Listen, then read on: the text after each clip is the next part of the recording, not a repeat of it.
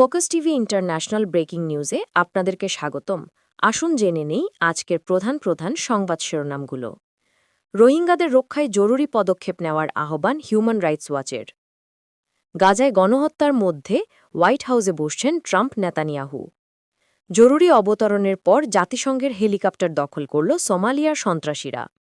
নাইজেরিয়ায় ডাকাতের হামলায় রক্তাক্ত বনাঞ্চল, ১২ জন বনরক্ষী নিহত।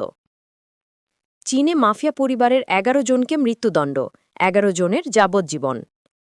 ইমরানের পক্ষে সমাবেশ, খাইবার পাখতুনখোয়ার মুখ্যমন্ত্রীর বিরুদ্ধে গ্রেফতারি পরোয়ানা। যুক্তরাষ্ট্রের দ্বিমুখী নীতি, আরব দেশগুলোর নিরাপত্তা হুমকির মুখে সৌদি যুবরাজ। প্রযুক্তি পেশাদারদের জন্য চীনের নতুন ভিসা, নিয়োগ ছাড়াই যাওয়ার সুযোগ। ৭ বছর কঠোর কারাবাস শেষে অবশেষে মুক্তি পেয়েছেন মসজিদুল হারামের সাবেক ইমাম শায়েখ সালেহ আল তালিব। চীনের সঙ্গে যুদ্ধের প্রস্তুতি নিচ্ছে যুক্তরাষ্ট্র, অস্ত্র উৎপাদন দ্বিগুণ করার পদক্ষেপ। এই ছিল আজকে প্রধান প্রধান আন্তর্জাতিক সংবাদ শিরোনাম। আমাদের পরবর্তী সংবাদ দেখার জন্য ফোকাস টিভির সাথে থাকুন। ধন্যবাদ।